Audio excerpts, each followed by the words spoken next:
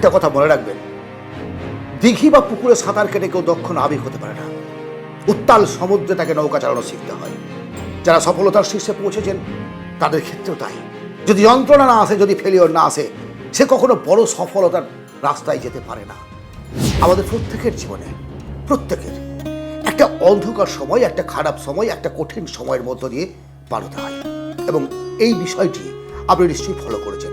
যখন আপনি ভেঙে পড়েছেন, যখন আপনি দুমড়ে মুচড়ে একেবারে শেষ হয়ে গেছেন, যখন মনে হচ্ছে সামনের দিকে আর পথ চলা যায় না, আপনি শেষ, আপনি নিঃশেষ, সেই মুহূর্তে আপনাকে কেউ ওই অন্ধকার পথ থেকে বেরিয়ে আসার কথাগুলো বলবে না। হতে পারে সেটা আপনি কোনো একটা বিজনেস শুরু করেছিলেন, যার জন্য আপনার সারা জীবন ধরে পরিশ্রম করলেন, সেই বিজনেসটা শেষ হয়ে গেল। হতে পারে আপনার প্রেমিকা, আপনার ভালোবাসার কোনো পাত্র বা পাত্রী আপনাকে ছেড়ে চলে গেছে। হতে পারে আপনি যাকে বিশ্বাস করেছিলেন, যে বন্ধুর উপর ভরসা করেছিলেন, যে আত্মীয়ের উপর ভরসা করেছিলেন, সে আপনার সঙ্গে বিশ্বাসঘাতকতা করেছে। হতে পারে, না হওয়ার কিছু নেই। কিন্তু সেই মুহূর্ত থেকে বেরিয়ে আসার যে কি পরিস্থিতি এবং কিভাবে বেরিয়ে আসবো, এই কথা কেউ আলোচনা না করে একদল মানুষ আপনার পাশে এসে সান্ত্বনা দিতে থাকে। দেখ, ভুলে যা, অতীত ভুলে যা, অতীত নিয়ে চিন্তা করিস না, অতীত নিয়ে পড়ে থেকে কোনো লাভ নেই, যা হবার ভালোই হয়েছে। এগুলো সান্ত্বনা বাক্যগুলো তখন কে মনে হয় জানেন? আপনার আমার প্রত্যেকের মনে হয় ওই একটা যন্ত্রণাময় মুহূর্তে যখন কেউ এমন সান্ত্বনার বাক্য শোনাতে আসে, তখন মনে হয় ঠাস করে একটা থাপ্পড় তার গালে মারি, অথবা মনে হয় এত বড় অভিনয় মানুষ করতে পারে।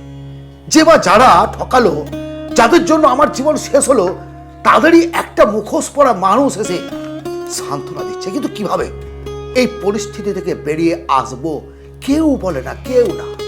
আজ আমি আপনাকে বলবো, এমন পরিস্থিতি যদি আপনার সঙ্গে ঘটে থাকে বা এমন পরিস্থিতিতে কখনো পড়েন, তাহলে তখন কি করবেন শুনুন। জাপান, নিশ্চয় নাম শুনেছেন, এবং সেখানে একটা পদ্ধতি আছে কিনসুকি।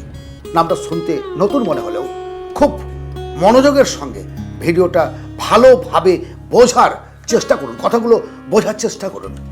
কিনসুকি এমন একটা পদ্ধতি যার সাহায্যে জাপানিরা তাদের যে আসবাবপত্র, তার মধ্যে দামি মাটির বা চিনে মাটির কোনো পাত্র হাত থেকে পড়ে গেল, ভেঙে গেল, টুকরো টুকরো, অ্যাট দ্য টাইম আমরা কি করি, সেটা কুড়িয়ে নিয়ে কোনো আবর্জনা জায়গায় ফেলে দিই না। তারা সাথে করে না, তারা কি করে জানেন? কোনো রকম দামি আঠা ব্যবহার করে সেই জায়গাটাকে প্রলেপ দেয় না, বা কোনো কাগজের টুকরো দিয়ে ঢেকে দেয় না। তারা সেটাকে কি করে জানেন? তারা এক ধরনের বার্নিশ ব্যবহার করে টুকরোগুলোকে কুড়িয়ে নেয় প্রথমে, তারপর এক ধরনের বার্নিশ দিয়ে সেই টুকরোগুলোর সঙ্গে জোড়া লাগায়, তারপর সেই টুকরোগুলোর ফাঁকে ফাঁকে ফাঁকে ফাঁকে সোনা, পিওর গোল্ড সোনা দিয়ে তারা জয়েন্ট দেয়।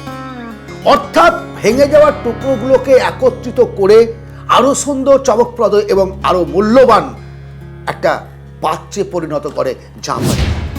এই পদ্ধতির কথা কেন বললাম? কারণ আমাদের জীবনটা না তেমন ধরনের। আমাদের জীবন ভেঙে গেল মানে এই নয় যে আপনি শেষ হয়ে গেলেন।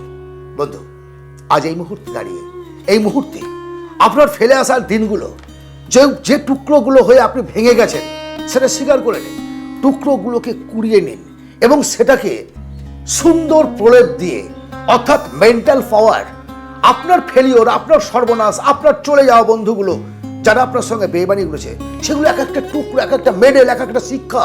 আপনি ভাবুন, নিজেকে শেষ হয়ে গেছে এটা ভাববেন না, আপনি ভাবুন আপনি এতগুলো শিক্ষা পেয়েছেন, এবং এই শিক্ষা থেকেই আপনি নিজেকে আরো দামি এবং মূল্যবান ধাতুতে পরিণত করুন।